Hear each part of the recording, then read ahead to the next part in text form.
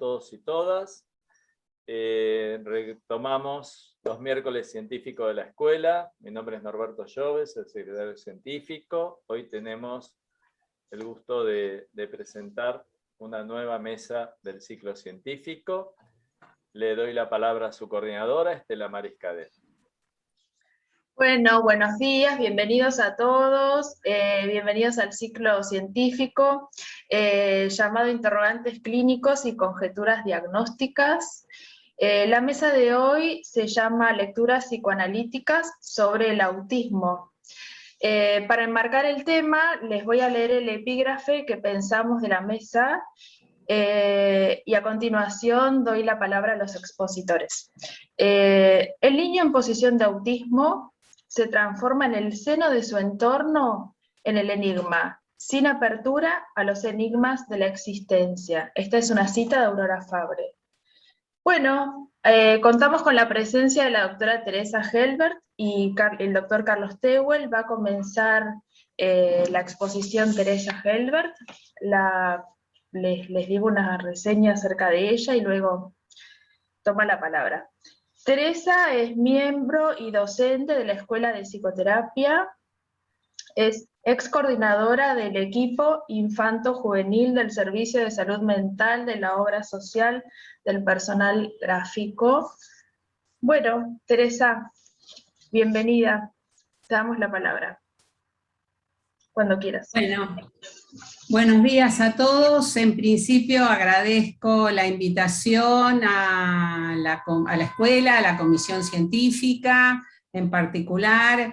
La verdad que quiero decir que este trabajo para mí es un trabajo que me ha permitido elaborar muchos años de trabajo en la institución que mencionaste, Estela, donde he tenido una clínica muy especial y ahora ya retirada de ese lugar he podido pensar y repensar todo lo que ahí aprendí y reformulármelo. Bueno, mi trabajo lo denominé Escuchar los autismos, ¿no? Y comienzo con una frase que dice: la infancia no es más que un discurso indirecto. Es una frase de Martín Cerdá. Comenzaré mi relato con un poco de mi historia. Llegué a ser psicoanalista a partir de las preguntas que me formulaba cuando, siendo estudiante de medicina, no encontraba respuestas allí al porqué y al cómo de ciertas enfermedades. Luego descubrí que la medicina tiene como objeto de estudio el cuerpo y yo buscaba al sujeto enfermo. Fui ingresando transferencia mediante a las lecturas del psicoanálisis, así como a mi propio análisis personal. Así pasé del organismo al cuerpo, al lenguaje y al símbolo. Mi pase de la medicina al psicoanálisis determinó una toma de posición y una ética respecto del sujeto. Y en mi experiencia con pacientes he encontrado en la curiosidad y las ideas de François Dolto una guía donde seguir preguntándome. Pienso desde esta concepción que el deseo humano es el deseo de comunicarse con otro. Decía Dolto acerca de los niños: se habla mucho de él, pero a él no se le habla. Lacan agregó: el problema es que alguien pueda escucharlos y no ocuparse de ellos. En este sentido, ningún analista puede escuchar más lejos de lo que le permiten sus resistencias internas. Primer problema a ubicar si se trata de escuchar a los llamados autistas. Por otro lado, he trabajado como psicoanalista y psiquiatra durante muchos años en el servicio de salud mental de una institución asistencial de una obra social, donde desarrollé una experiencia como coordinadora del equipo de niños, niñas y adolescentes que hoy a la distancia reconozco que no solo me enriqueció, sino que es el motor de mis reflexiones. Tener años de experiencia me ha hecho testigo de los cambios epocales en los diagnósticos. Cada discurso dominante crea su propia patología y sus nuevos diagnósticos. Si bien los autismos existen desde Bleuler, ¿cuál es ese discurso dominante que ha influido en el sobrediagnóstico de autismo, hoy llamado TEA, antes TGD? ¿Qué relación y qué intención hay en la desaparición del diagnóstico de psicosis infantil? TEA y TGD son diagnósticos psiquiátricos. Responden a una nomenclatura que a partir de ciertos signos o comportamientos los clasifica por su cantidad o frecuencia y los designa como trastornos. Se llega a ellos a partir de test estandarizados con parámetros fijos respecto del desarrollo al que deberían haber accedido los pacientes evaluados. Estos test definen porcentajes según ciertas escalas. No hay significaciones históricas, ni subjetivantes, ni relacionales. El paciente aparece como objeto de un conjunto de funciones que son evaluadas y de acuerdo a dicho resultado se indican los diversos modos de tratamiento para recomponer los aspectos en déficit. En el TGD se describen más diferencias entre trastornos, mientras que el TEA borra aún más estas diferencias. Al no existir otras categorías diagnósticas, se termina englobando dentro del TEA cuestiones muy diversas de la clínica. Las neurociencias, la pediatría del neurodesarrollo y los diagnósticos de manual responden a una lógica de pensar las infancias desde el punto de vista del rendimiento y la adaptación al medio.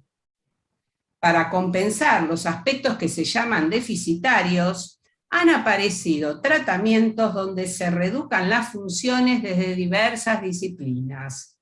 Este lugar del saber y sus dispositivos operan sustituyendo, en algunos casos, la función subjetivante parental, que en declive en los últimos tiempos se somete culpabilizada a dichos tratamientos. ¿Cómo diferenciar entre una oportuna detección y un diagnóstico que opera de etiqueta? El diagnóstico y las discapacidades por causas de salud mental en los niños han aumentado en los últimos años, así como las leyes de protección y defensa de derechos.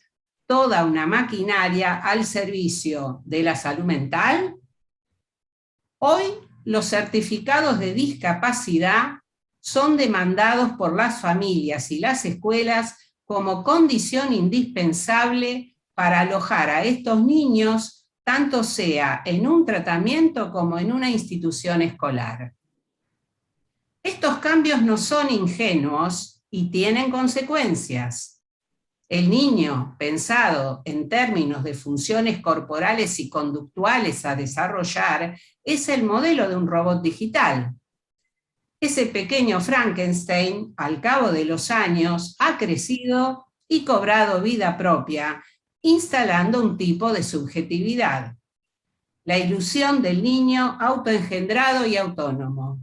En la realidad, son sujetos que no pueden nunca estar sin un otro en forma concreta, que el otro le haga falta siempre, ya que no pueden tolerar falta alguna.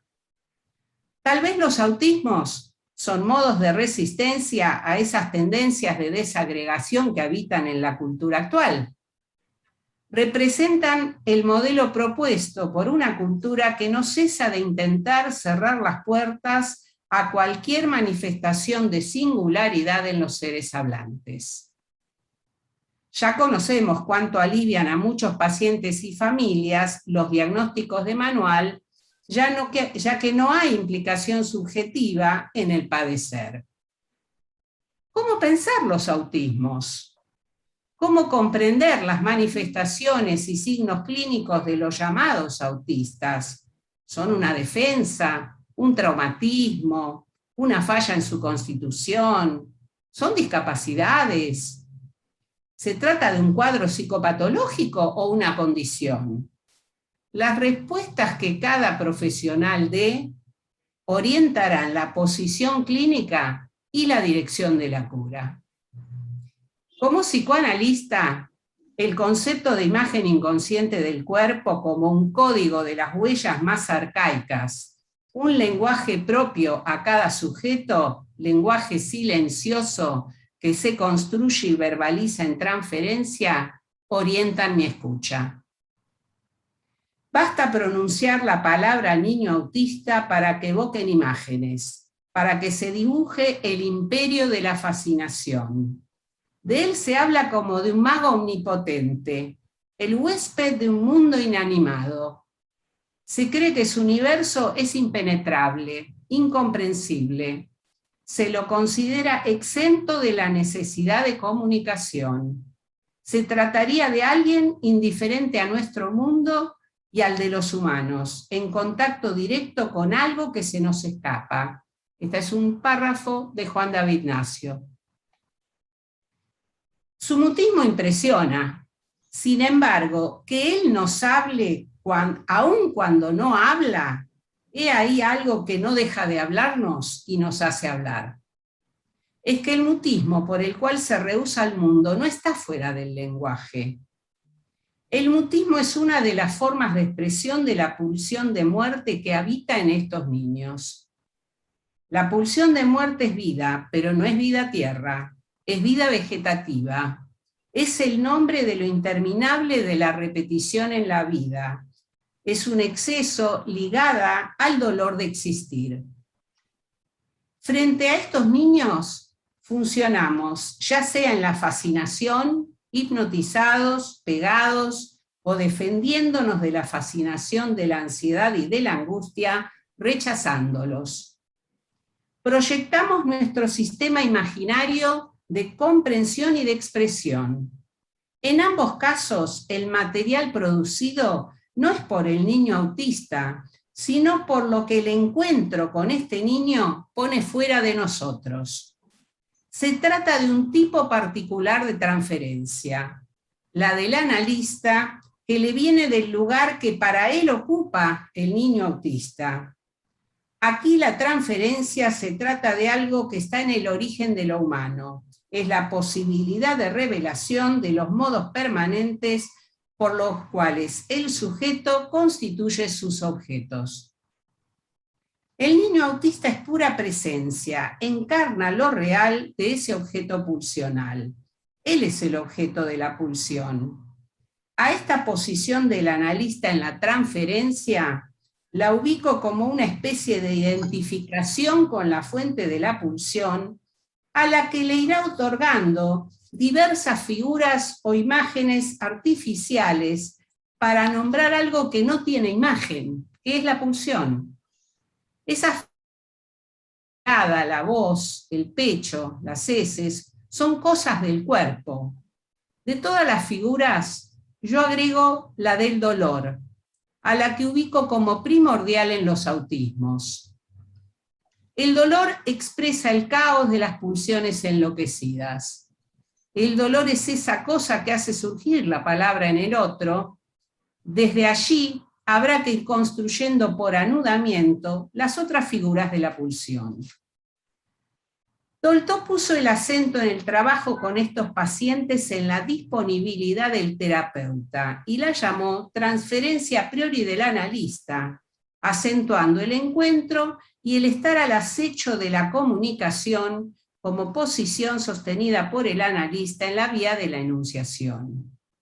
Se trata de elevar aquello que para el paciente funciona como solución o defensa a la condición de una metáfora, posición de sujeto en una operatoria donde solo habrá que esperar que primero consienta utilizando las mismas soluciones que el sujeto proporciona en lo que yo llamo una clínica de la invención. Ahora bien, estar a la escucha de la percepción de lo pulsional no es algo que ocurra todo el tiempo, ni que pueda ser sostenido demasiado por los analistas. De ahí la práctica habitual en estos casos de un trabajo entre varios, donde se distribuye el exceso que en ellos habita. Con esto me refiero a que en mi práctica el trabajo con estos pacientes lo considero como un encuentro colectivo donde el protagonista es el paciente en presencia y también a veces en ausencia. Esos otros, además del psicoanalista, pueden ser referentes, padres, acompañantes, docentes, pares, hermanos, colegas. Es allí donde se difracta la transferencia y al modo de una asamblea se desarrolla cada escena. Esta modalidad pone coto al exceso y ubica al paciente en una genealogía en función de una construcción relacional. En la misma línea entiendo el trabajo en el marco de las instituciones que alojan a estos pacientes. No entraré en el debate en cuanto a la psicogénesis o biogénesis, ya que no es mi intención buscar la causalidad. El concepto freudiano de las series complementarias guía mi escucha en la clínica. Que haya algo biológico en juego no excluye la particularidad del espacio de constitución del sujeto como ser hablante. Los autismos son tema para el psicoanálisis justamente por la importancia del cuerpo para todo hablante habitado por el lenguaje. ¿Cómo sumergir el saber del psicoanálisis en un campo donde el sujeto de la palabra está más ausente que en ninguna parte? Imaginemos una situación. Un sujeto, que tal como Freud lo describió en el proyecto, depende en sus orígenes de la asistencia de un otro. Ese sujeto, por alguna circunstancia, azarosa o no, vive una interrupción, abrupta o no tanto, en su vínculo con su referente sostén, garante de su cohesión y narcisismo primordial. Ese sujeto, en busca de comunicación, no encuentra respuesta de intercambio sutil, solo contacto sustancial referido a la atención de necesidades. El intercambio sutil es una presencia de la madre olfativa, visual y auditiva a distancia. Ha perdido la sonoridad y los elementos perceptuales habituales. Sigamos con ese sujeto imaginario, ¿no? Si este estado persiste por mucho tiempo en momentos de inicio de la constitución subjetiva o de fragilidad, el sujeto queda en situación de función simbólica deshumanizada. Su función simbólica se ejerce todo el tiempo, pero el código del lenguaje ya no es humano. En tanto, los elementos sensoriales que alimentan esta función no tengan el mismo sentido para al menos dos sujetos, el niño y un otro significativo. El niño es así devuelto a una situación uterina, en la cual las percepciones auditivas, visuales y digestivas toman sentido para él de su existencia. Una especie de autoerotismo intrasomático con conductas autocalmantes y autoexcitantes con la intención de regular la economía pulsional. El encuentro de estas percepciones hace las veces de lenguaje, pero un lenguaje que es ilusión de comunicación, porque el niño no recibe variancia de complicidad de intercambios con la sensibilidad de otro. El niño se vuelve cosa. Fatalmente hay variaciones ópticas, auditivas, olfativas, y todo es tomado por un lenguaje que le procura goces y vacíos pasajeros. De esto se alimenta su función simbólica. En una situación así, el sujeto no sabe quién es, su cuerpo no le pertenece, su ser en el mundo se codifica en lo vegetativo. Están como muertos en cuanto a la relación con la realidad de los otros, pero muy vivos con respecto a no se sabe qué indecible imaginario. Cuando el niño no puede asirse en la mirada del otro, hay pérdida de pautas identificatorias, porque el deseo del otro es experimentado como deseo de muerte. Esto convierte al niño en alienado. Un proceso así puede pasar desapercibido para el entorno, que solo detecta sus efectos. Cuando el otro, un referente, tal vez su madre, intenta acercarse, el niño rehúye la mirada o grita frente a este rostro que para él encarna la muerte. La imagen del cuerpo de un niño en los inicios de su constitución se refleja y se concentra en el rostro de su madre. Al perder este intercambio, su rostro, su olor y el sonido de su voz son como espectros parciales, olfativos, auditivos y visuales de un ser muerto en él. ¿Qué quiere de él esta mujer portadora de muerte? La palabra entonces, cuando se presenta en una situación así, está deslocalizada de la función simbólica del destinatario que se encuentra ausente.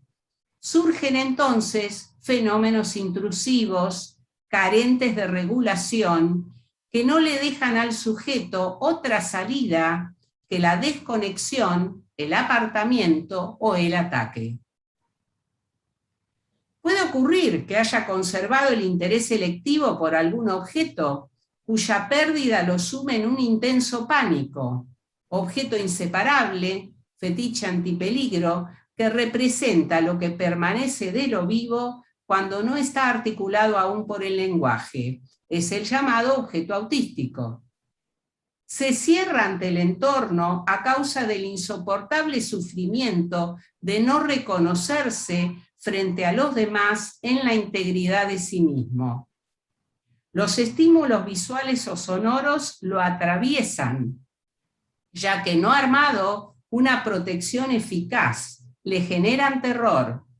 De hecho, hablar para ellos no es un acto cognitivo, sino un arrancamiento real, es un acontecimiento de cuerpo, similar al modo de los objetos de los cuales no pueden desprenderse.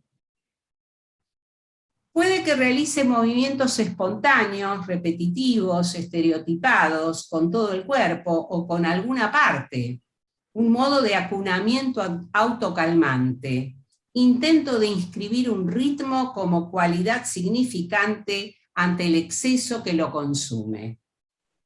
El psicoanálisis desde Freud viene formulando diferentes modelos teóricos para comprender y atender a los pacientes autistas.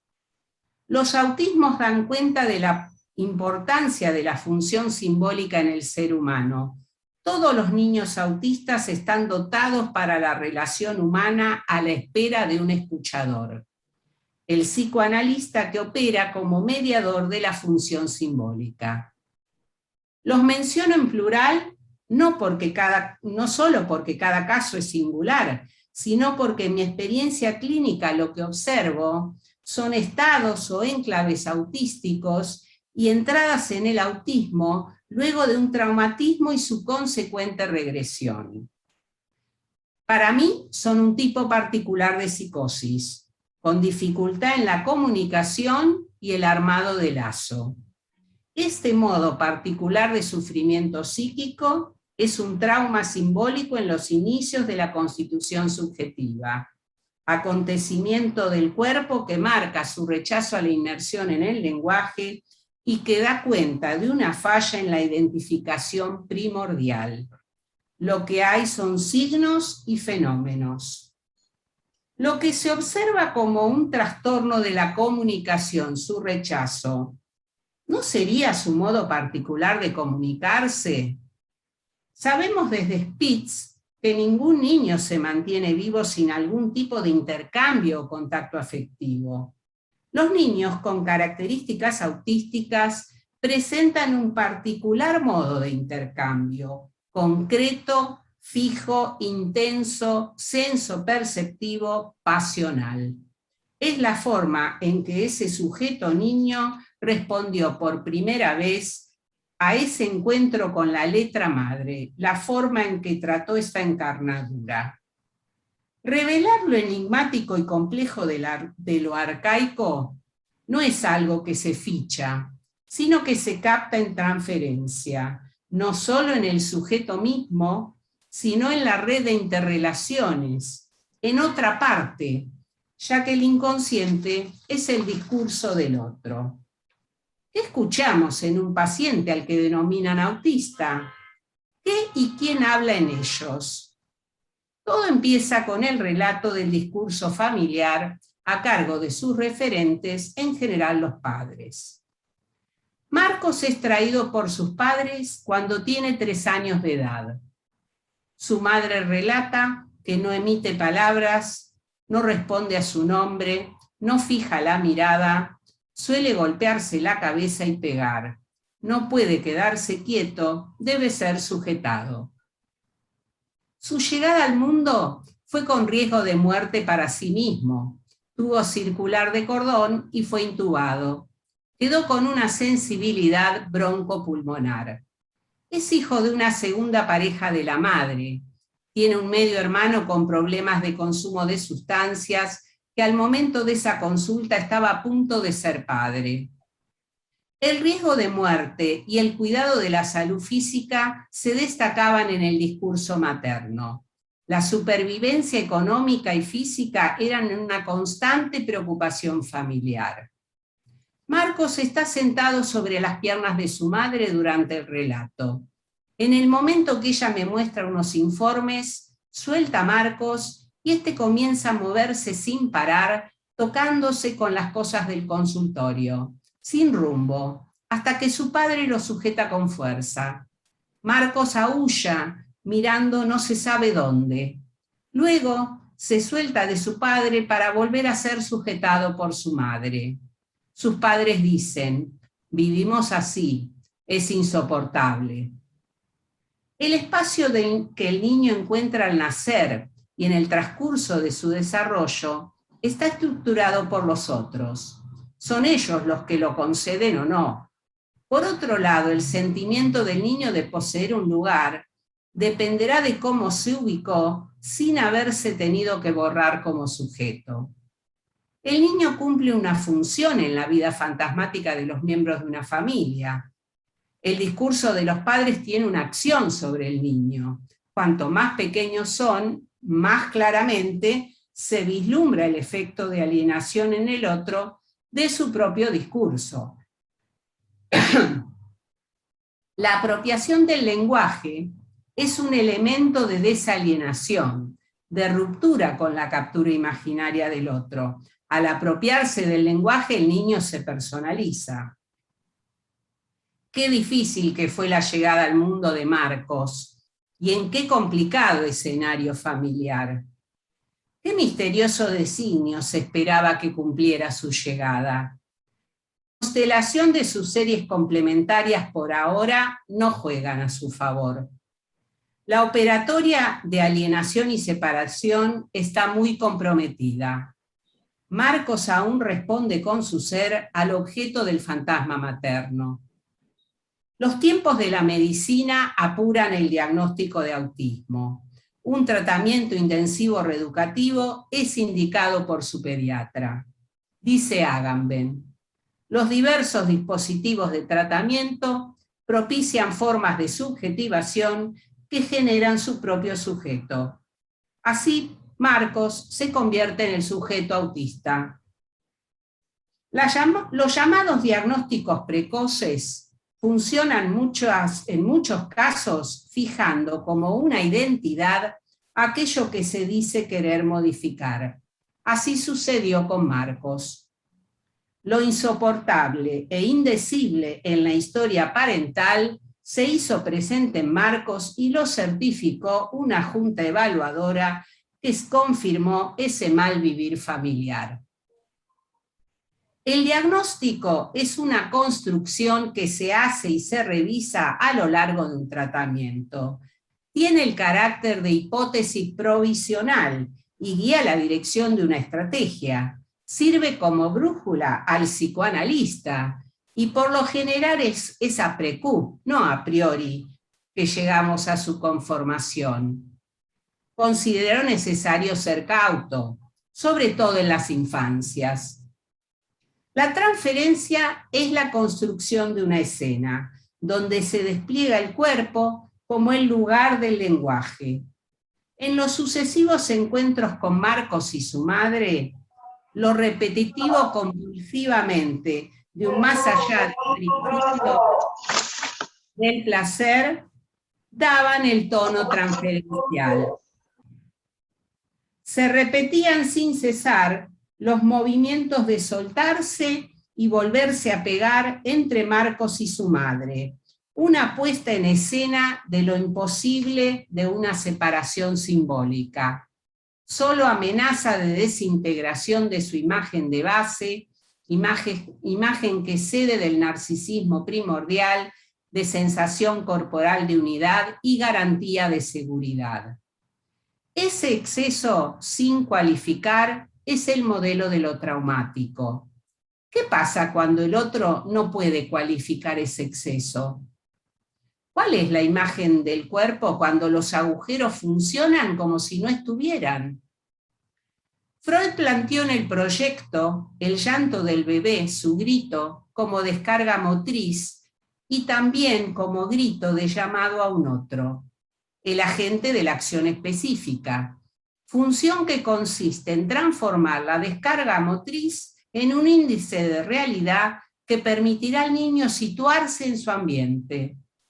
También en el complejo perceptivo del semejante, Freud describe dos modos en que el otro se presenta al niño, como ser accesible y familiar, y también como desconocido e impenetrable. A este último aspecto lo denomina la cosa, el Das Ding. En este segundo aspecto, el grito ya no es un sonido que llama a otro, sino que paradojalmente es un grito que llama al silencio y un dolor que no puede expresarse. Esta es la figura del dolor que ubico en los autismos. El aullido de Marcos daba la impresión de un grito no expirado, sino inspirado hacia adentro, atomizándolo. En una situación así, el sujeto no puede vaciar la excitación y se vacía. Esta situación supone en la clínica la construcción e invención de un borde. Se podría investigar la relación entre el sonido y la boca, entre el grito, los fonemas y los bordes erógenos, tal vez incitarlo a emitir sonidos para crear esa boca erógena sin bordes. Dolto decía que los fonemas transicionales prelingüísticos verbales, antes de volverse símbolos, son como cosas por sus propiedades sonoras, revolotean en el espacio de intercambio sustancial. Este lenguaje materializado, con tenor sensorial, será sutil simbolizable a través de la operatoria de la castración simbólica, ejercida por un otro significativo y atravesado por esta. Solo así sus actos y sus palabras tendrán efectos desalienantes. Los avatares históricos familiares y los malos entendidos del desencuentro inicial de Marcos en su llegada a la vida enmudecieron el grito de llamada. La operatoria de la castración umbilical, habilitando la oralidad, se vio interferida. Marcos, para defender su espacio de seguridad, se atrinchera en su imagen de base, imagen que representa para él su continuidad de existir, su mismidad de ser, repliegue fóbico frente a la amenaza de fragmentación. Los tiempos de repetición y tensión en la transferencia fueron dando lugar a otros estados. Se implementaron diversas intervenciones, actos con objetos, sonidos, palabras, constituyéndose a lo largo del tiempo una especie de ritmo de la sesión. El ritmo es la inscripción simbólica de ese encuentro con el otro en el inconsciente. Este acontecimiento, que puede o no darse en los tratamientos, tiene un efecto significante. El ritmo es un significante que opera como organizador simbólico. Marcos continúa con su modo adhesivo de comunicación. Los movimientos efectuados a lo largo de varios años, con sus regresiones y resistencias, habilitaron algún acceso al mundo figurativo presimbólico y del conocimiento práctico y concreto, y al sostén asistido de algunos vínculos con pares. Su devenir, como el de los llamados autismos, continúa siendo un enigma. Tendremos que continuar perseverando en la apuesta al encuentro del sujeto del deseo en nuestra práctica. Muchas gracias. Bueno, muchas gracias, Teresa. Muy interesante y rico tu trabajo. Vamos a escuchar a continuación al doctor Carlos Tehuel. Pueden ir escribiendo las preguntas en el chat para que al finalizar luego la exposición de Carlos las leo y les devolvemos. Bueno, presento a Carlos Tehuel. Carlos es doctor en psicología de la Universidad de El Salvador. Presentó la tesis Construcción del Yo en niños severamente perturbados en el 2016. Es fundador y director del Hospital de Día Áncora en el Hospital Evita de Lanús entre 1990 y 1999. Es miembro de la Asociación Psicoanalítica Argentina. Tuvo el premio Blecher de la Asociación Psicoanalítica Argentina en el año 2014.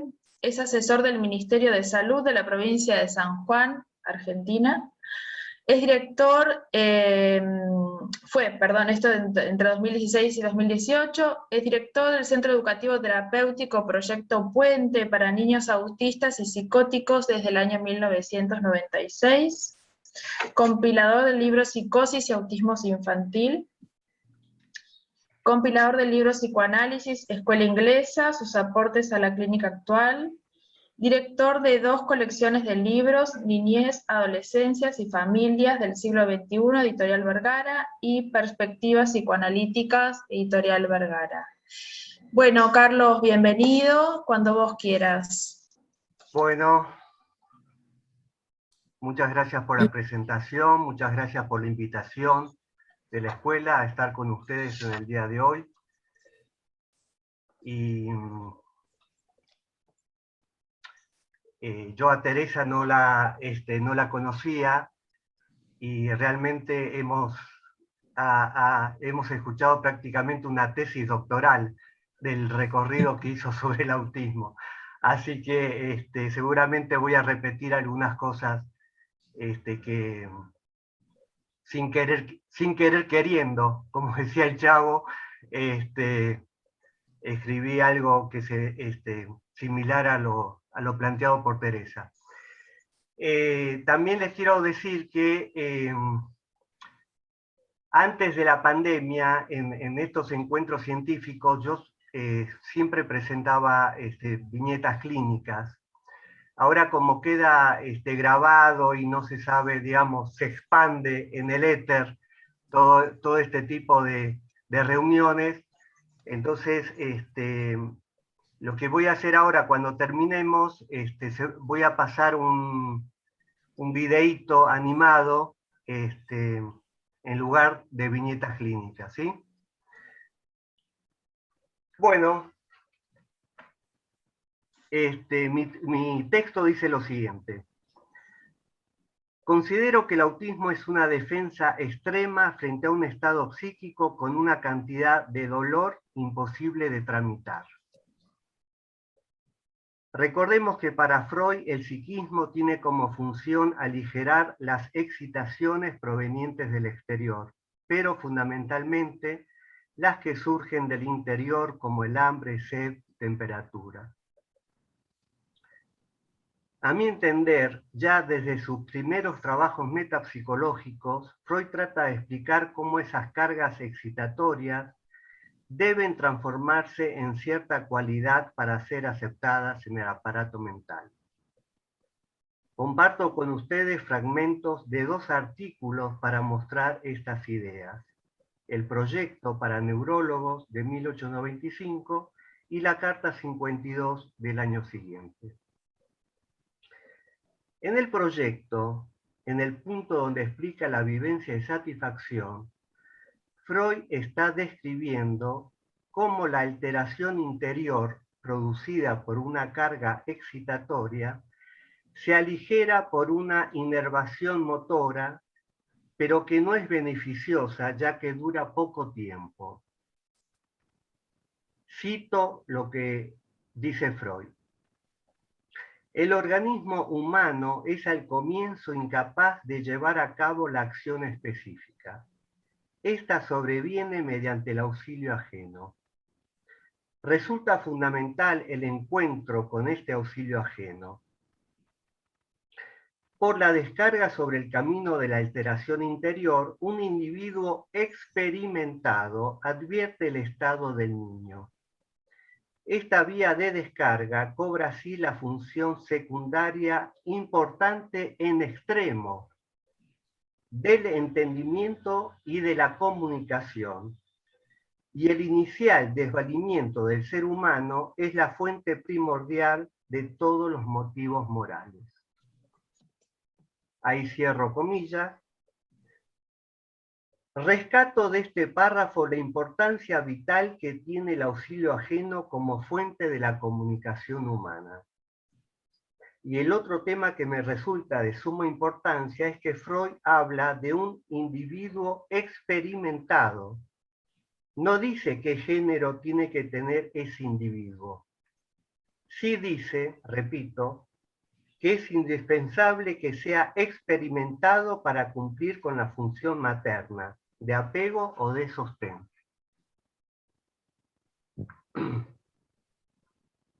Vayamos a la carta 52, escrita el 6 de diciembre de 1896, dirigida a su amigo e interlocutor de sus formulaciones, Wilhelm Fries.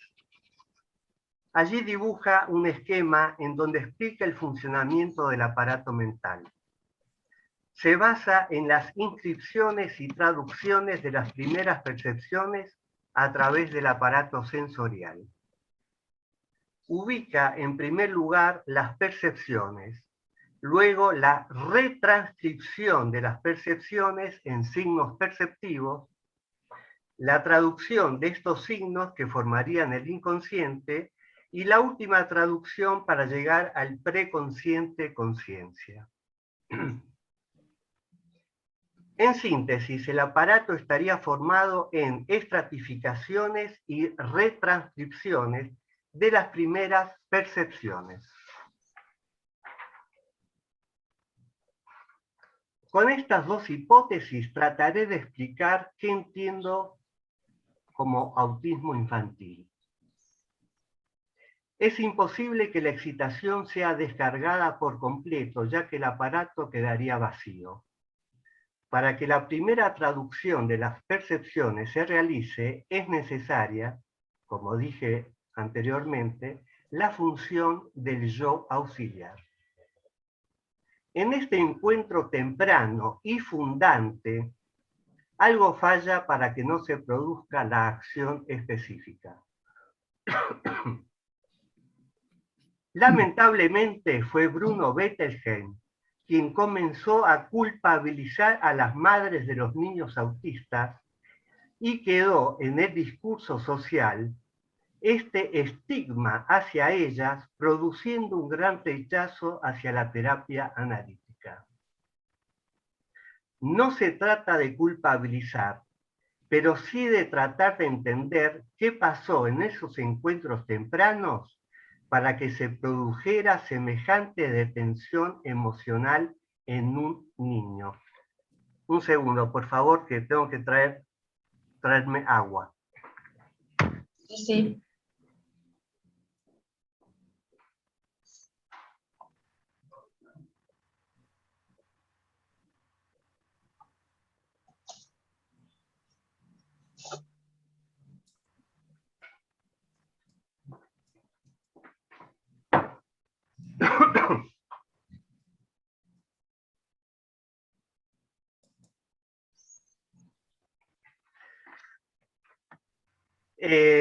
Reitero, no se trata de culpabilizar, pero sí de tratar de entender qué pasó en esos encuentros tempranos para que se produjera semejante detención emocional en un niño. En las últimas décadas se produjo una crisis en las parentalidades por diferentes causas que a mi entender produce una caída en las funciones de apego y corte. Las causas posibles. Algunos discursos y prácticas del feminismo. Acá nos encontramos con el nuevo lugar que ocupa la mujer en la organización social. La salida del hogar para trabajar deja un lugar vacío en el rol de maternaje. En la complejidad de los vínculos actuales no se vislumbra aún, en muchos casos, quién reemplaza a la mujer en ese rol. Sabemos que el acto de maternar no es solo biológico, es un arduo trabajo físico y psíquico que se requiere para lograr un vínculo con el recién nacido. No es una decisión sencilla para la madre, ejercer el rol de maternar o salir al mercado laboral para cumplir con su ideal como mujer. Los discursos y prácticas del feminismo han desmontado una representación simbólica que ha estado en la cultura de Occidente durante siglos. Estas nuevas representaciones sobre la mujer no son sin consecuencias para la crianza de una criatura. De la misma manera que debe existir un padre que prohíba, alguien debe encarnar la función maternante.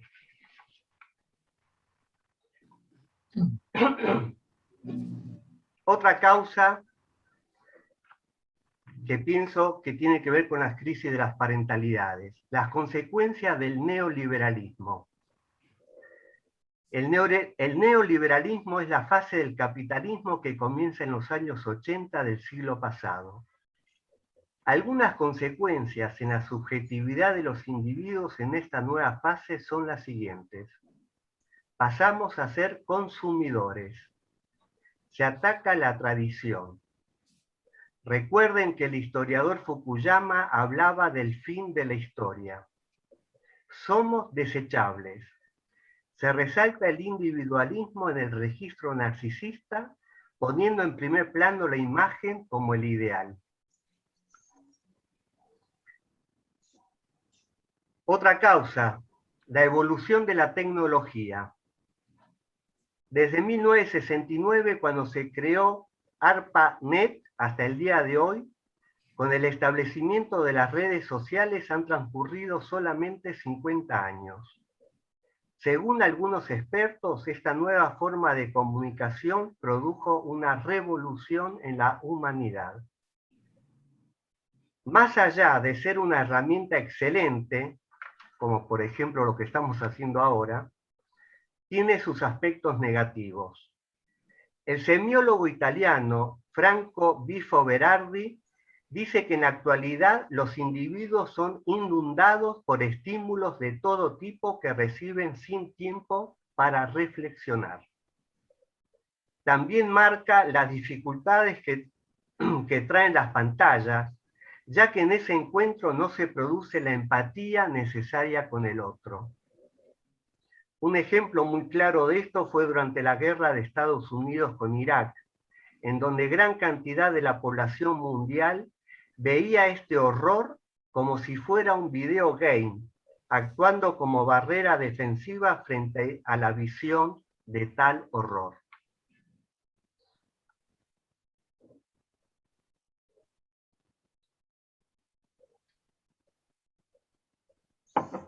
Estas causas, entre otras, dan como resultado la caída de la parentalidad en sus funciones de apego y corte, quedando estos niños expuestos a una defensa absoluta, impidiendo construir su yo corporal, que es el primer yo a construir. Queda el cuerpo a nivel orgánico, ya que solamente el pasaje por ese otro auxiliar da la posibilidad de constituir un cuerpo erógeno. Este pasaje como operación lógica y cronológica también la leemos en Lacan cuando explica el estadio del espejo, o en Winnicott cuando nos habla del rostro materno como espejo. Es decir, que es el otro quien produce las primeras transcripciones de lo sensorial. Cualifica la cantidad para las primeras inscripciones produciendo la huella mnémica. Esta huella conserva la excitación y una vez que se enlaza a la representación palabra, se constituye en pulsión ligada a una representación meta. Por tal motivo, en la clínica con estos niños es indispensable limitar la descarga de la excitación para poder ligarla a una palabra y de este modo introducir un campo simbólico. Clínicamente podemos observar cómo algunos niños están más avanzados entre comillas, en la constitución subjetiva que otros. Por ejemplo, en el uso del objeto autista. Este concepto lo desarrolló la psicoanalista inglesa Frances Tustin. El objeto está al servicio de tapar el agujero negro o el terror sin nombre que siente el niño, cualitativamente diferente a la angustia. Digo que está más avanzado subjetivamente que otros, ya que tiene cierta conciencia de la separación y pérdida del otro. No así en aquellos niños que están como en un estado fusional, que yo lo denomino estado maníaco o su contracara, estado melancólico. Equiparo estos estados a lo que Green denomina narcisismo primario absoluto. Esa fijeza impide el pasaje por el autoerotismo, escala necesaria para llegar al yo. Para ir finalizando, la pregunta sería: ¿cuál es la posición de un analista frente a un niño en un estado de narcisismo primario absoluto? O con un niño que está defendido con un objeto autista. Lo primero y necesario es establecer la transferencia, ya sea con el niño o su familia. Es decir, que el analista comience a ser alguien en la economía libidinal familiar. Cuando esto sucede, el analista comienza a intervenir desde ese lugar transferencial. Esta es la gran diferencia con un trabajo conductual. También el terapeuta conductual va a estar ubicado en un lugar transferencial. La diferencia radica que ese terapeuta se identifica a ese lugar para bajar línea en lugar de analizar esa transferencia contra transferencia. Como analistas tenemos que crear el objeto analítico, trabajo artesanal por excelencia. Es singular en cada tratamiento. Es un desafío que nos pone a prueba con cada niño que nos traen a consulta. En los últimos años, los padres nos solicitan diversos tips para la crianza. Es nuestra función transformar ese pedido en una demanda para que los padres puedan comenzar a interrogarse sobre el vínculo con ese hijo. Bien, ahora sí, Alejandro, por favor, si podés pasar el videíto.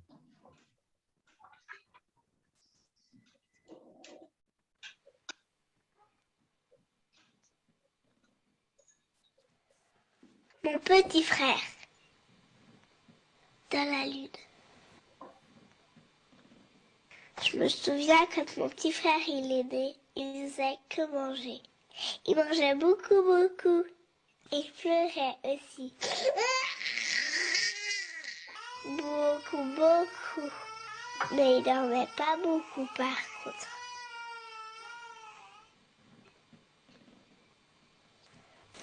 Maintenant, mon petit frère, il est grand quand même, mais il bouge pas beaucoup. Il dit rien. Des fois, j'aimerais bien le faire rire. Mais ça ne fait pas rire. Il fait comme s'il ne voyait pas, comme s'il ne m'entendait pas. Mon petit frère, il regarde toujours en l'air. Il est tranquille, sauf des fois, quand maman passe l'aspirateur, quand on met quelque chose à cuire, quand on passe sous un tunnel, ou quand on chante joyeux anniversaire, quand on a des invités et qu'il n'a pas envie, quand on lui coupe les ongles, ou quand on applaudit, et quand on veut lui couper les cheveux, alors là il prend une grosse colère.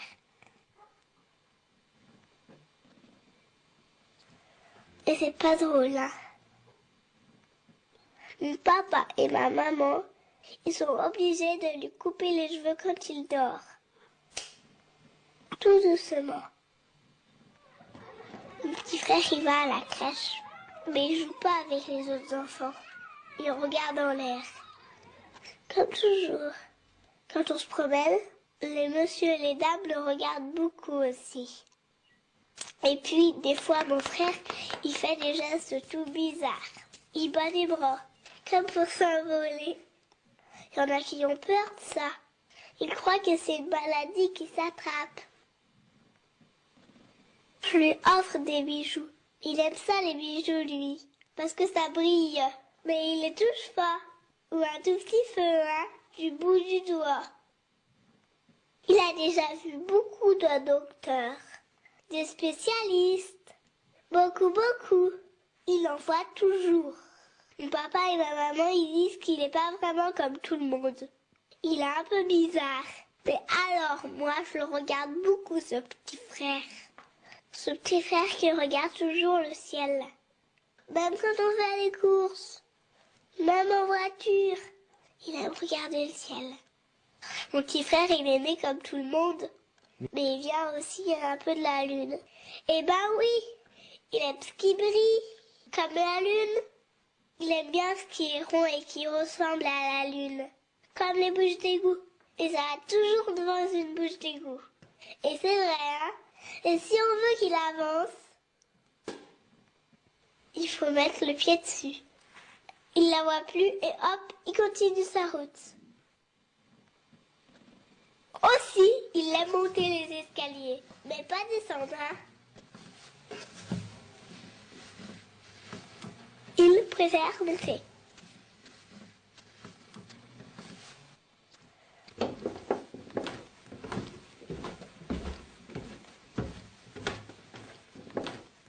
Mais il s'arrête pas, hein?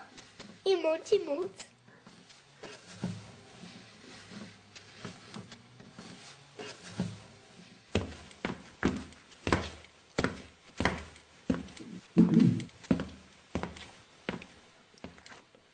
Mon petit frère, c'est un prince. Mais c'est un prince chef d'orchestre. Moi, j'aimerais être une fée. Parce que je pourrais lui envoyer un sort pour qu'il préfère être ici que sur la lune. Alors, je lui donnerai la main pour qu'il vienne avec moi. Avec mon petit frère, on a inventé une langue tous les deux.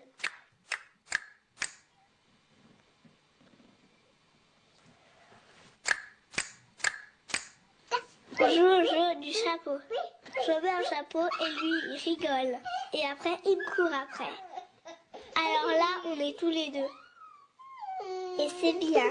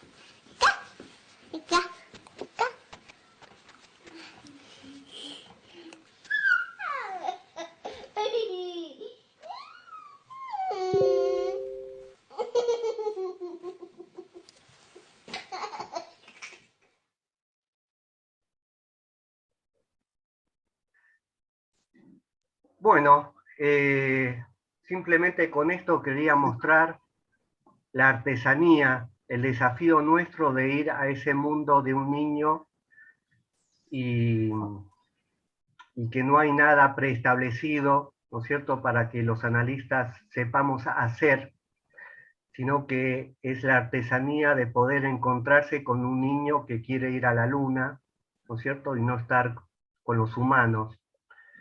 Y me parece que ese es el gran desafío como psicoanalista cuando estamos frente a un niño con estas defensas tan extremas.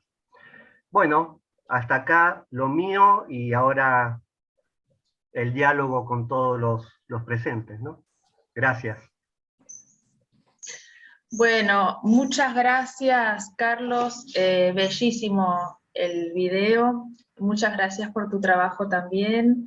Bueno, voy al chat con las preguntas y los comentarios. Hay muchos saludos, felicitaciones. Por allí Manuel Podestá dice qué suerte que queda grabado para volver a ver y reflexionar. Muy bueno. Bueno, Débora Sloninsky, para Teresa, dice, excelente, Tere, pregunta, ¿cómo pensás la identificación en chicos autistas? Un poquito más adelante, Laura Marchese, Teresa, qué interesante ponencia, recorrido teórico. Cuando hablas de repliegue fóbico, ¿te referís a la desconexión que efectúan los pacientes? Mariana Tan, más adelante, repensar en comunidad. Es así, gracias, Teresa. Bueno, más agradecimientos, excelente presentación. Cintia Chantril, felicitaciones. Muy interesante pensar la boca sin bordes. Teresa, ¿crees que el autismo nos exige pensar, inventar nuevas topologías? Como pensar la operación alienación, separación, ¿lo podés ampliar en Marcos? Si les parece bien, leo una más para Teresa y por si querés responder, ¿eh? ¿Está bien así? Está bien. Teresa, cuando decís que hablar de Lili Diamant, gracias Teresa, excelente. Cuando decís que hablar es un acontecimiento del cuerpo, ¿sería lo mismo que decir que el niño habla pero no significa? Bueno, ¿así está bien por ahora? Sí, está bien. Bueno, a ver, yo respecto a la primera pregunta de Débora, en realidad sí, ahí creo que hay una falla en la identificación. Yo hablo de una falla en la identificación primordial, ¿no? Me parece que se trata de construir o de ver si uno puede construir algo de esto, porque, digamos, y voy por y esto se empalma con la segunda pregunta sobre el repliegue fóbico, digamos, no hay una posibilidad en un inicio de construcción de una identificación, más bien en este repliegue y en este proceso, digamos, de encierro, la identificación es a construir, ¿no? Y como dijo Carlos, con lo cual acuerdo totalmente, ¿no? La verdad que Carlos me pareció muy interesante el trabajo porque sí estamos en sintonía total. Hay que inventar un modo de lograr cierto tipo de identificación. Ustedes vieron que en estos niños, y la imagen lo muestra bien, algo de la imitación, cuando uno puede lograr algún tipo de acercamiento, ¿no? Transferencia mediante y transferencia parental mediante, porque no es sin haber entrado en transferencia con la instancia parental en principio. Bueno, estos niños empiezan a veces cuando consienten miran y empiezan a imitar, y ahí yo veo como un primer esbozo, digamos, de una posible identificación, ¿no? Cuando aparecen esas copias ya, y estamos como en un proceso más evolucionado. El repliegue fóbico lo pienso sí como parte de la desconexión. En realidad yo creo que cuando yo hago esa descripción de donde yo trato de imaginar esa situación en el trabajo, de dónde estaría y cómo pensaría este niño en esa situación que yo pongo como imaginaria de desconexión en esos momentos tan iniciales. Lo que hablo es de un proceso regresivo uterino, ahí, de alguien que vuelve a un estado como de no nacido. Y a eso yo llamo el repliegue fóbico. De hecho, Dolto ubicaba la fobia en este tipo de cuadros como una defensa característica, la fobia, que no es la fobia de la neurosis, obviamente, ¿no? Y sí, eso produce por otro lado, esta situación de desconexión que uno observa en estos niños. Están desconectados porque defensivamente están encerrados, ¿no? En cuanto a la boca sin bordes, inventar una boca, a ver, yo no sé si es inventar nuevas topologías, la verdad que no sé cómo pensarlo, Cintia. Yo lo que pienso es que trato de imaginar, por eso de figurarme una situación de un niño que está tan replegado.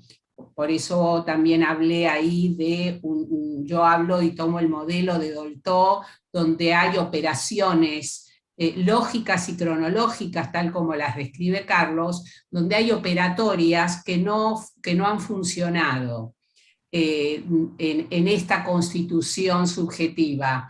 Y hablo de una imagen, de una situación casi fetal en la que están estos niños, con diferencias de grados, obviamente, y hablo de una operatoria oral que no está instalada, y por eso menciono el caso de Marcos, donde sí pude leer algo en relación al borde, por eso le puse Marcos justamente al paciente, porque tenía que ver con ir armando un borde que no estaba dado, ¿no?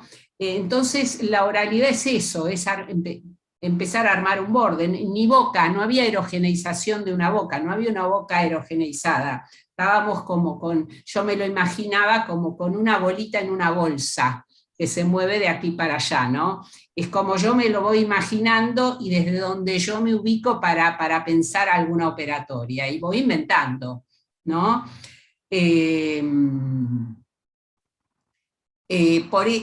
Y esto se une a la pregunta de Lili Diamant. Sí, yo imagino que esto no es...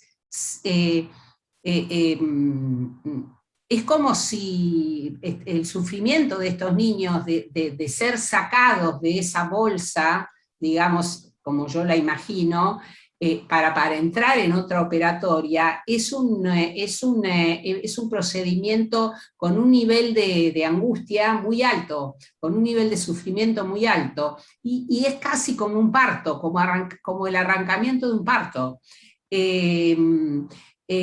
Sí, por el momento, incluso aunque estos niños hablen, las palabras son, como lo mencionaba Freud, la palabra funciona como una cosa, no tiene un significado en común con el interlocutor.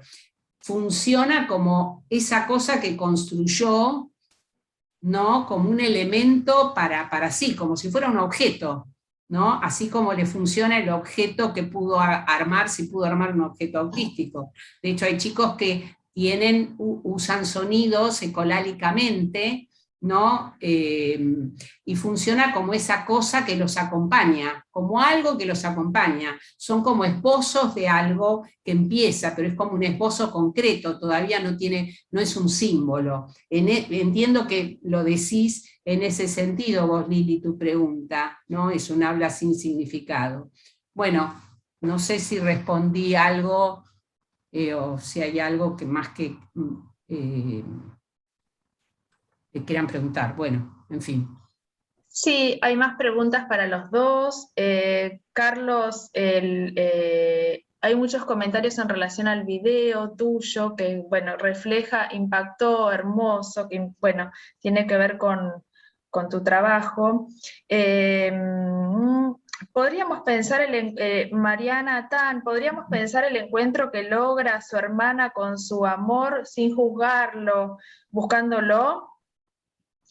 Bueno, hay más agradecimientos. Cintia Chantril, muchas gracias Carlos por tu exposición. Me resulta muy enigmático pensar el modo de construir representaciones, palabras, en un sujeto que parece no poder recibir restos de lo oído y lo dicho.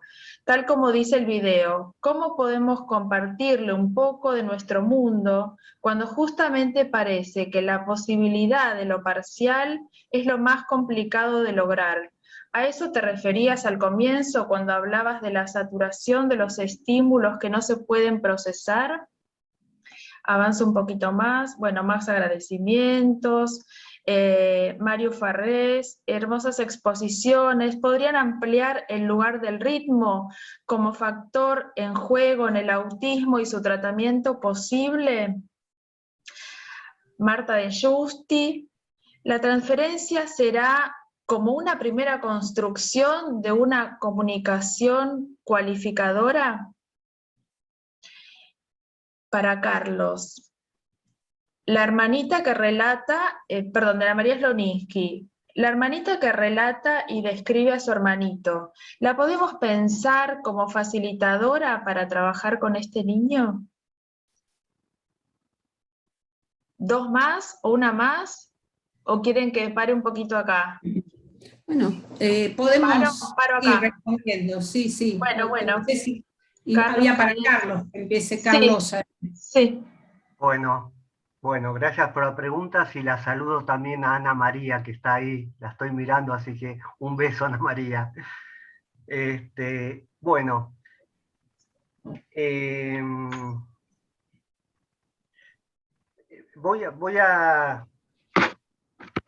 voy a tomar también alguna pregunta que le hicieron a Teresa, que me interesa también pensarla con ustedes. El tema de la topología, por ejemplo, hay una figura que se llama botella de Klein, que me sirve mucho en topología, justamente, que me sirve mucho para pensar la dimensión, la unidimensionalidad en donde está este chico. La botella de Klein es una botella que tiene una forma extraña, llena de líquido, que si uno intenta volcar el líquido, no cae. Entonces me parece muy interesante justamente pensar esto en este chico, en un chico con defensas extremas como el autismo. Me parece que esta botella de Klein me sirve para pensar eso, ¿no? Que hay un solo espacio. Porque si el líquido cae, digamos, ahí aparece el otro espacio. Entonces esta botella de Klein, para la persona que preguntó sobre la topología, a mí me sirve mucho pensar en esta botella para pensar esta defensa tan extrema, ¿no? Donde hay un solo espacio, que ni siquiera llega a ser la banda de Moebius, que es la otra figura que uno puede pensar, pero que ya si uno recorre con el dedo la banda de Moebius, ya hay dos caras, ¿no es cierto? Que uno puede pensar, hay una continuidad, pero el dedo va recorriendo que de pronto está afuera y de pronto está adentro. Entonces la botella de Klein todavía es previa, para pensar previo, que ni siquiera pueden haber dos caras. Bueno, esto quería decir con respecto a la topología.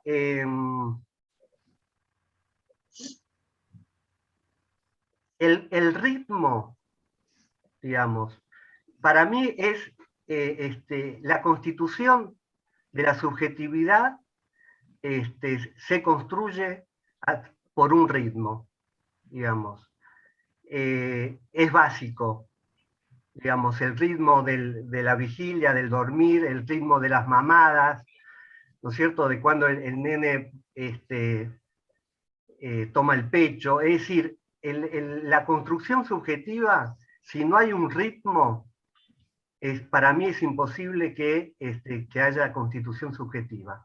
Entonces, ese ritmo también se tiene que dar en el tratamiento, en el análisis. Es decir, construir un ritmo, porque sí, pero esto es básico. Es decir, uno cita a los padres y se arma un despelote impresionante porque que no puede ser ese día, esa hora, la sesión siguiente no, hay que cambiar porque pasó X. Bueno, eso está hablando de que no hubo un ritmo para ese chico. Entonces, transferencialmente, yo creo que el primer paso es lograr que se establezca un ritmo de trabajo. Si se establece, ya hemos ganado un montón digamos, de subjetividad para el chico, porque el chico lo agradece, digamos, no hablará, gritará, todo lo que sabemos de las señales que da el chico, pero cuando se establece un ritmo de trabajo, esa es la primera señal transferencial que estamos por buen camino. Y vemos cómo el chico se empieza a tranquilizar, empieza como a conectarse. Y esto es lo que quiero mostrar con este videito.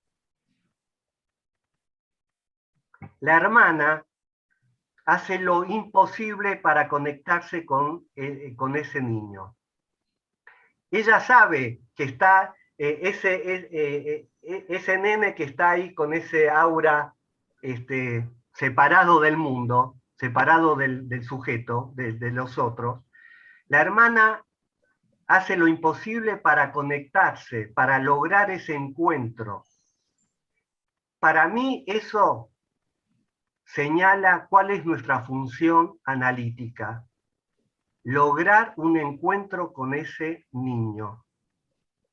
De una manera lúdica, sin ser intrusivo, porque sabemos que el chico se defiende de mucho terror, no de angustia, se defiende del terror. Entonces no podemos ser intrusivos. Por eso muchas veces en estos encuentros me gusta hablar de lo que hacen las terapias conductuales, que son intrusivas, que robotizan, que quieren que el chico aprenda una conducta. Entonces nosotros tenemos que saber justamente que el chico se defiende de un terror que él está sintiendo y que tenemos que respetar esa defensa y ver de qué manera podemos ir al encuentro, que no, les digo, o sea, les cuento de mi experiencia, no es fácil, no es sencillo, que tengo muchos fracasos, muchos, pero ¿qué pasa? Que cada vez, ¿cuál es? ¿A qué llamo fracaso y éxito? Lo llamo cuando el chico me mira, cuando el chico posó su mirada sobre mí. Eso es un éxito impresionante porque está reconociendo al otro. O cuando el chico empieza a sonreír, porque estos chicos no sonríen. Acuérdense que la sonrisa es como dice Spitz justamente, es uno de los primeros organizadores. Estos chicos no sonríen. Entonces cada vez que yo estoy en el consultorio con un chico que comienza a sonreír o que me empieza a mirar, renuevo la esperanza del psicoanálisis.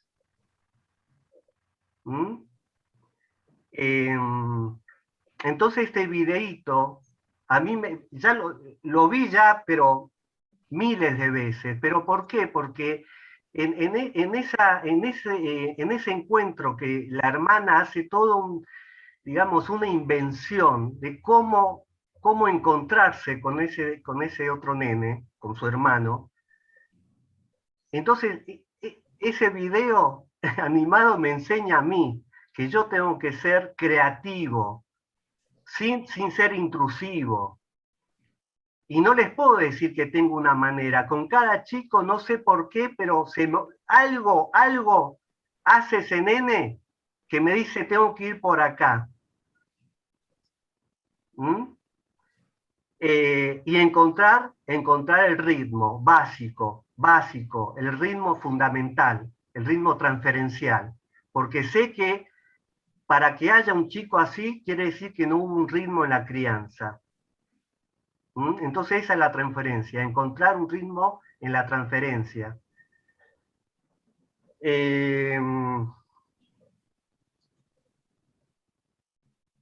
Bueno, y por supuesto el estímulo, ese estímulo, ligarlo a la palabra, ligarlo a lo lúdico, ligarlo a un dibujo. Es decir, que la excitación se ligue a mí, se ligue a algún juguete que encontró el chico en el consultorio. Bueno, por ahora eso. Bueno, les leo algunas preguntas más para ambos. Carlos, ¿podrías ampliar lo que dijiste? Perdón, de Mario Farrés. ¿Podrías ampliar lo que dijiste? Sí. Había dos preguntas, no sé si querés agregar algo sobre el lugar del ritmo y sobre la construcción de una comunicación cualificadora que mencionó Marta. No sé si digo algo ahora o espero. Como quieras, dale. ¿Querés ahora? Y bueno, no sé. Leo. Dale. Claro, porque quedaron... Para que no me sin responder, dale. Sí, por esto del tema del ritmo. En realidad, yo lo ubico como un acontecimiento significante en el niño, el ritmo, en el sentido del caos pulsional del cual estoy hablando, ¿no? Es un organizador, ¿no? Perdón, no sé ¿quién está hablando? Yo, Teresa. Teresa. Ah, ok. Teresa, yo creo que no es un caos pulsional. Para mí es un caos de excitación. La pulsión, como dije en el trabajo, me parece que ahí tenemos como una mínima diferencia, pero que es teórica, pero a mí me parece que la pulsión nace cuando se liga la palabra. Porque si no se liga la palabra, yo pienso que solamente es excitación. Bueno, es una diferencia que tenemos ahí, estoy de acuerdo, ¿no? Es una diferencia, para mí la pulsión es un concepto límite, como lo trae Freud, ¿no? Exacto. Y debe ser cualificada, digamos, ¿no? Yo parto por eso de algo, para mí ya en sí es un concepto primitivo, no lo llamo, digamos, creo que debe haber una cualificación de lo pulsional. Y a eso me refiero, no lo pienso solo como excitación, ¿no? Para mí es pulsión, ¿no? Ok, sí, ahí tenemos como esa diferencia. Para mí hay un proceso que tiene que pasar la excitación a la pulsión, como que la pulsión no está en el origen. La pulsión, digamos, está cuando ya está cualificada. Ahí, digamos, se liga la representación cosa y después, por supuesto, la representación palabra. Pero me parece, para mí, es importante porque estos chicos justamente están invadidos de excitación, no de pulsión. Bueno, es como lo pienso. Bueno, claro, ahí tenemos una diferencia. Para mí hay un sujeto que preexiste a la concepción. Cuando yo hablo de incluso de estas imágenes narcisistas, hablo de un narcisismo primordial que me parece que es previo a la concepción del niño, porque tiene que ver con la instalación en la cultura, en lo simbólico y en la fantasmática familiar, y en este sentido entiendo el concepto de que toda expresión del niño es pulsional, aunque fenoménicamente la podamos describir como procesos de excitación porque no tienen cualificación, ¿no?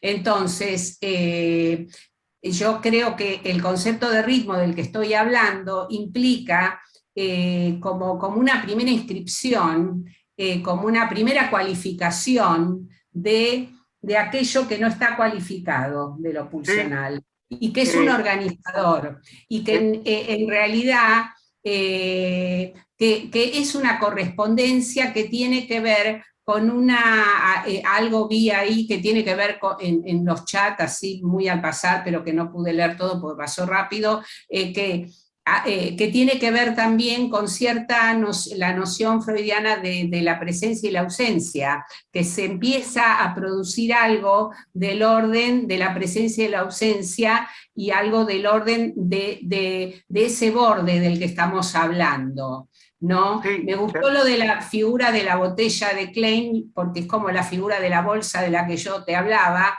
donde es cierto, hay que empezar a producir ahí algún borde que dé cuenta de una figura humana, para decirlo de algún modo, ¿no?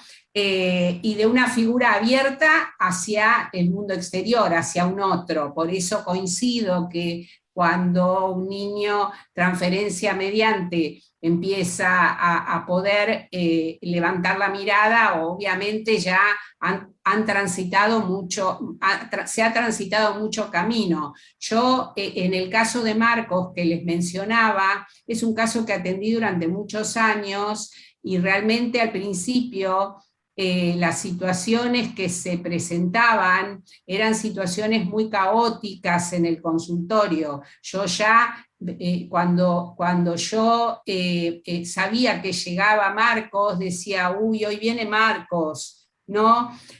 Y me tenía que preparar porque decía, bueno, hoy viene Marcos, ¿no? Y Marcos era una tromba que llegaba, ¿no?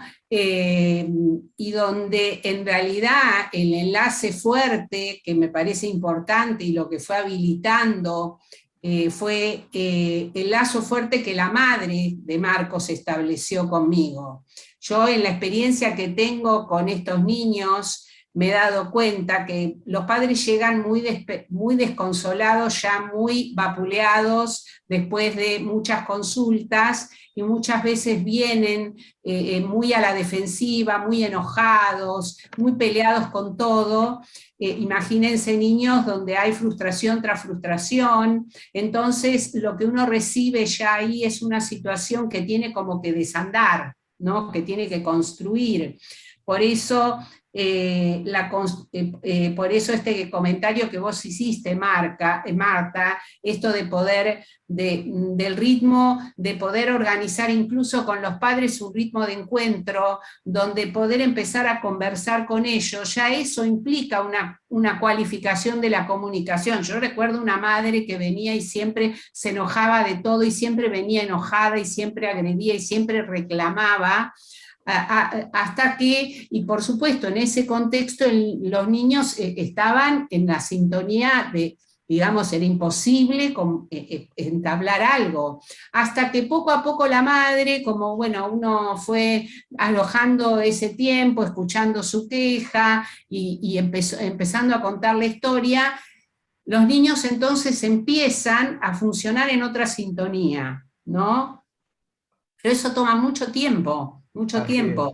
Por eso digo que sostener este tipo de encuentros no es algo fácil, lo digo en el trabajo desde el terapeuta, porque es sostener un tipo de clínica donde a veces uno no sabe qué hacer, hace lo que puede, pone el espacio, pone el marco, digamos, pone la escucha, y apuesta a que en algún momento aparezca algo. Con Marcos lo que pasó en un momento es que empezó a darse una secuencia donde yo ya me preparaba y sabía lo que iba a pasar en el ascensor, cuando llegaba, no, yo ya sabía. Entonces fue muy interesante como yo ya me preparaba a ver cómo venía Marcos, hasta que un día llegó y se me acercó y me señaló los lápices, ¿no? Y entonces, yo unos lápices que tenía, y ahí la primera vez que me señaló los lápices fue la primera vez que me miró y me registró, ¿no? Pero para esto Marco ya tenía, lo vi a los 3, tenía 6 años, ¿no? Digo de lo que es el trabajo con estos niños, y por eso el sostén y la apuesta de uno como analista a que algo ahí va a aparecer, ¿no? Eso son construcciones de cualidad que a veces son lábiles, porque así como uno arma en un momento, no es algo que se sostiene tan fácil en el tiempo, se arman y se desarman, ¿no? Y se vuelven a desarmar. Tienen una vulnerabilidad enorme, porque esta tendencia al repliegue es impresionantemente fuerte, porque como digo en el trabajo, es el punto de máxima seguridad para el niño, entonces no lo puede abandonar con tanta facilidad, ¿no? Sí. Bueno, escuchamos otras preguntas, perdón. Muchas gracias. Bueno, para Carlos, de Mario Farrés. Hay un montón de preguntas, un montón. Carlos, ¿podrías ampliar lo que dijiste sobre el pasaje por el autoerotismo en los autismos? Mariana Tan, nuestra escucha, incluso de la comunicación no verbal, ¿puede ir generando esa artesanal identificación? Débora Sloninsky, interesante pensar el lugar de los hermanos de un niño con características autísticas, fundamentalmente respecto de las marcas en su propia estructuración y en la dinámica familiar. Bueno, más agradecimientos y felicitaciones para los dos, de Mario Farrés para Teresa. ¿Cómo pensás, Teresa, la ortopedia que harían los tratamientos suplantando a los padres en este tipo de pacientes? ¿Será posible? Inés Burgui, muy buenas presentaciones, muchas gracias. Se destaca la necesidad del trabajo conjunto con los padres, también en estos tratamientos, ¿verdad? Ya que las fallas en la comunicación implican entender la problemática por ambos lados, según entiendo. Claro. Freno ahí un poquito, a ver. No, me interesa la primera pregunta sobre el autoerotismo. Espera que ya te la leo. Carlos, ¿podrías ampliar lo que dijiste sobre el no pasaje por el autoerotismo en los autismos? Por el no pasaje. Claro, porque si recordamos el camino de la pulsión, Freud lo da en 3 momentos. Por ejemplo, la cuestión de la mirada. Él dice, el primer momento, ser mirado; el segundo momento, mirarse; y el tercer momento, mirar. Entonces, si el chico, en el no hubo un primer momento de ser mirado, el segundo momento no se va a dar, el mirarse, y creo que en el mirarse está el autoerotismo. Entonces me parece que en ese sentido pienso que no hay, no se llega al yo, no se llega al yo a través del mirarse, porque falló el primer momento de ser mirado. En ese sentido lo digo. No sé si está contestada la pregunta.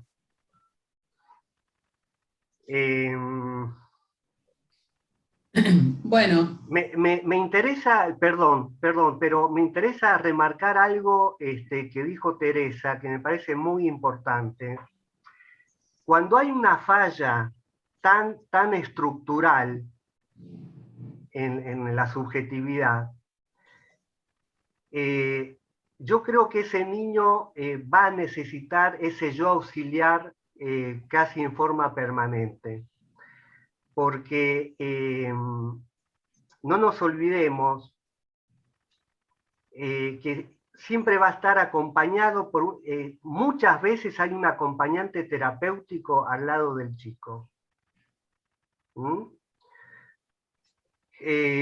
Porque esa ansia que se produce en los primeros momentos donde no hubo un encuentro, yo llamo el encuentro originario para para lograr la subjetividad. Si no hubo ese encuentro, si hubo un desencuentro, ese desencuentro va a ser estructural.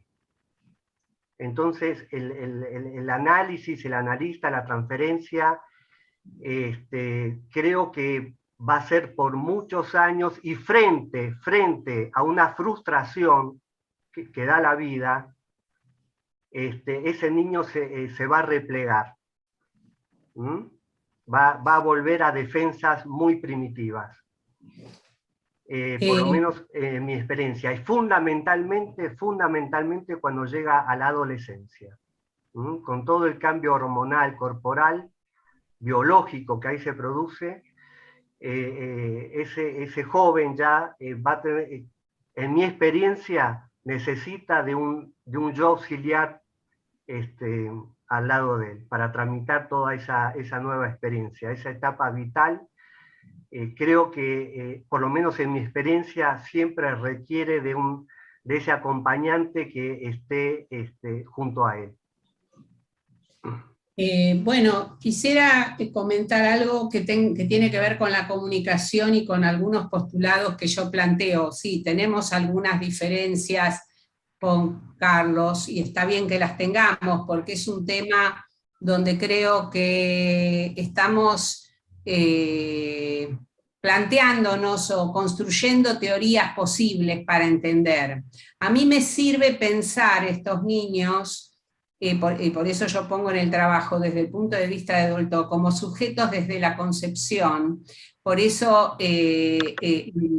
no pienso, incluso hablo en un momento cuando imagino ese supuesto repliegue autístico del niño como defensa de una especie de autoerotismo intrasomático, porque yo entiendo que una cosa es que nosotros no sepamos cómo entrar en comunicación con estos niños, y esta es nuestra dificultad, pero ellos construyen un mundo propio en el cual al cual no tenemos acceso. Yo no creo que, por eso lo pienso como un tipo particular de psicosis, y ahí agrego por qué me hacía estas preguntas de la ausencia del diagnóstico de psicosis en las infancias.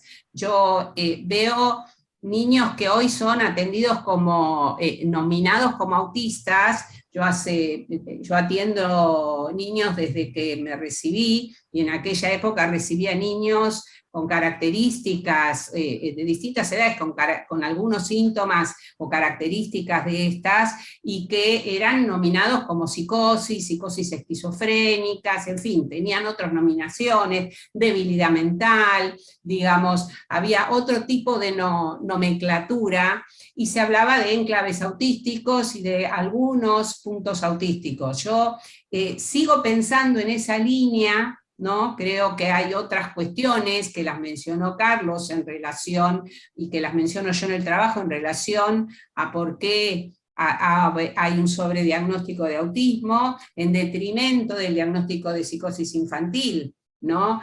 Donde me parece que muchos de estos niños tienen una variabilidad en el funcionamiento. Ellos construyen un modo, digamos, una lógica propia, como la lógica del psicótico, una lógica propia y un modo propio de estar en el mundo, al cual tenemos que intentar acceder, ¿no? En este caso, el acceso, cuando la defensa autística y es muy, muy primaria, es mucho más complejo. Y sí, por supuesto que la comunicación no verbal, que es algo que mencionaron, colabora, es básico, porque nosotros vemos los gestos, digamos, está muy presente lo sensorial. Yo digo en el trabajo que hay un modo de intercambio con estos niños que tiene mucho que ver con lo sensorial. Un niño, por ejemplo, de estos que yo le hablé, de estas madres que venían y se enojaban, cuando la madre se calmó, ¿no? Este niño, al principio tampoco obviamente podía entrar al consultorio y no me podía ver. Este es un niño que yo atendía en institución con guardapolvo. Yo, cuando sabía que venía él, yo me tenía que sacar el guardapolvo porque era la manera en que el niño iba a poder entrar al consultorio. Entonces yo me sacaba el guardapolvo. Y con el tiempo que la madre pudo empezar a contar más la historia de ella y se sentaba y hablaba de las angustias de ella y de todo lo que a ella le pasaba, y el padre siempre estaba ahí presente, como conteniendo al niño, el niño empezó a acercarse a mí y a olerme, ¿no? Le interesaba mi pelo, ¿no? Entonces se me acercaba y me tocaba el pelo, ¿no? Entonces ahí empezábamos a saludarnos y yo entonces empezaba a mirarlo más, porque yo hasta ese momento, si yo veía que él rehuía, yo hablaba con la madre, hablaba con el padre y observaba qué es lo que hacía el niño. El niño ahí me dio como cierta entrada y me acuerdo que ahí después pudimos como hacer cierto intercambio que tenía más que ver con cuestiones sensoriales, con si él me tocaba el pelo y lo olía y yo me reía, ¿no? Y era esa comunicación, ¿no? Estamos hablando de un tipo de comunicación muy particular. No entiendo bien qué es la ortopedia. Teresa, perdón, quiero, digamos, estamos discutiendo, debatiendo metapsicología, que es lo más duro de la teoría, ¿no es cierto? Es árido esto. Pero sí, a mí me parece, por eso traigo la carta 52. En la carta 52, Freud lo que dice que está el sistema sensorial, pero esas percepciones tienen que ser traducidas para lograr el signo perceptivo. O sea que si no se logra esta primera transcripción, el chico va a seguir en el mundo sensorial. Eso es lo que yo planteo. Es decir, que se precisa, justamente la acción específica es cualificar esa excitación sensorial para lograr los primeros signos perceptivos. Pero los primeros signos perceptivos ya es la primera traducción del aparato sensorial. Sí, estamos de acuerdo. Estamos de acuerdo con eso. En ese sentido, por eso digo que muchas veces no se logra el autoerotismo porque el chico sigue invadido por los estímulos sensoriales. Claro, porque el chico, pero en eso estamos de acuerdo. Lo que insiste es esto que tiene que ver con lo que yo menciono también al principio, estos goces en los que queda envuelto, ¿no? Claro. Porque el niño, porque es la manera en que el niño tiene de regular algo de su economía pulsional, pero es una regulación en la que uno va interviniendo.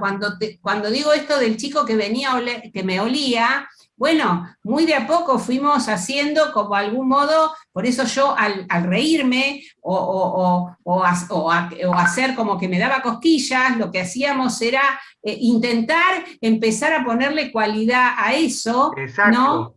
¿No? Y él entonces ya sabía que empezaba a ser casi como un juego, ¿no? Y eso es una manera de ponerle cualidad. Tal cual. Teresa, Carlos, perdón. No se enojen conmigo. Estamos sobre los minutos finales. Quedan un montón de preguntas en el chat. Un montón. La idea es que en estos minutitos que quedan, si quieren ir cerrando con unas palabritas cada uno. Minutos finales. Yo quiero decir algo porque cuando acá se habla, por lo menos de lo que vos dijiste del lugar de los hermanos y del trabajo, la ortopedia suplantando a los padres. A ver, yo hablé en el trabajo de un trabajo colectivo, de un trabajo entre varios, no solo porque es importante, digamos, difractar este exceso que es imposible de sostener en un trabajo solo como analista en el consultorio, sino que digamos, yo lo que hago lo hago espontáneamente, lo fui haciendo como parte de la práctica y me daba cuenta que esto tenía como una función, el trabajo, por ejemplo, donde participan los hermanos porque vienen solos o porque viene toda la familia junta y el hermano interviene diciendo algo y uno ve otro tipo de intervención, o el encuentro con los distintos profesionales. Yo he tenido experiencias muy interesantes compartidas con distintos profesionales en estos tratamientos, porque no todos los profesionales de otras disciplinas trabajan desde una lógica neurocognitiva y desde una lógica reeducativa, ¿no? Sino que yo, no sé, trabajo en equipo con profesionales del área de la psicomotricidad, del área de la terapia ocupacional y musicoterapeutas, porque algo vi ahí que pusieron. De hecho, con Marcos trabajamos bastante, con un musicoterapeuta y con otro psicólogo también, ¿no? Porque éramos una orquesta, porque estos niños necesitan una orquesta, ¿no? Entonces, me acuerdo que era muy interesante porque Marcos lo musical le interesaba. Cuando empezó, digamos, con estos movimientos, empezó a aparecer algo de lo musical en juego, ¿no?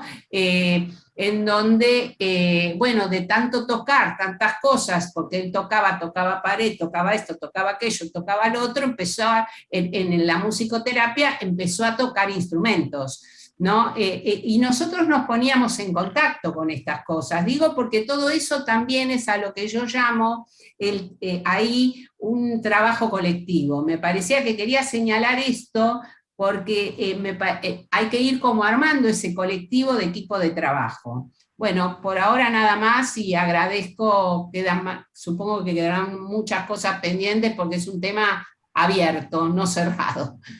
Bueno, sí, yo quisiera para terminar remarcar que nosotros como psicoanalistas tenemos las herramientas clínicas para atender a estos niños.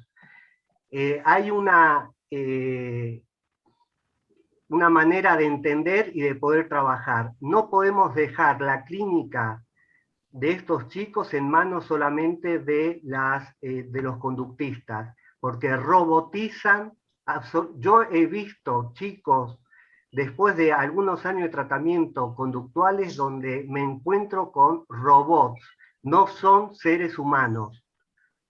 Entonces, creo que este tipo de encuentro para mí es muy gratificante, muy enriquecedor, porque podemos seguir pensando que podemos ayudar a un chico con defensas tan primitivas. En ese sentido, podemos discutir lo que recién decíamos, excitación, pulsión, pero lo más importante es que podamos entender que nosotros como psicoanalistas tenemos mucho para hacer con estos niños y las familias. Hay muchos intereses detrás de todo esto, intereses de los, ¿cómo se llama? Los farmacológicos, entonces que quieren solamente etiquetar para recetar y no dar lugar a las terapias analíticas para comprender y ayudar este tipo de niños. Ya en muchos países ustedes deben saber que prácticamente quieren prohibir el tratamiento psicoanalítico, lo quieren sacar por ley. Hubo todo un movimiento en Francia porque por ley querían prohibir el tratamiento analítico de estos niños. Entonces, estos encuentros para mí son muy enriquecedores, poder transmitir que tenemos las herramientas teóricas y clínicas para poder atender y ayudar a estos niños. Nada más, muchísimas gracias. Bueno, Carlos y Teresa, infinitas gracias. La verdad es que no saben todas las preguntas que hay, un montón quedan por resolver. Muy ricos los trabajos de ustedes. Bueno, se ve que es un tema... Si nos las mandan, yo voy a intentar responder por WhatsApp a lo que pueda, porque la verdad que me interesa a mí también. Ahora les mando el chat, Teresa, no te preocupes. Queríamos, la verdad, que agradecer muchísimo, no solamente el intercambio, la consistencia de las dos ponencias, la posibilidad del debate, que también en situaciones, en casos en problemáticas tan complejas dan cuenta de lo vivo que está el psicoanálisis para seguir pensando. Lo que vamos a hacer ahora es abrir la posibilidad de que reactiven los audios, permitirlo que se pueda hacer. Así hacemos un aplauso a esta hermosa mesa que es espectacular. Y los vamos invitando para la semana que viene, que tenemos la primer mesa pre-congreso. Carlos. Excelente, muchas gracias. Gracias. Acá Gracias. tenemos la primera mesa pre-congreso. Muchas gracias. El 18 de agosto, herramientas clínicas revisitadas, nuevos rumbos, donde van a estar Susana Starmat y el magíster Osvaldo Maltz. Muchísimas gracias, Carlos, muchísimas gracias, Teresa, muy interesante, y acuerdo con Carlos que este tema es... Muchísimas gracias. Les chusmeo que tuvimos una discusión interna en el chat de Científica mientras ustedes se exponían, así que fue intenso el nivel de trabajo. Les agradecemos un montón por la frescura y por la valentía de transmitir la clínica con esa pasión. Muchísimas gracias. Gracias por la invitación. Manden esa discusión, ese debate también. Ahora se los mando, voy a detener la grabación. Muchas gracias. Un beso.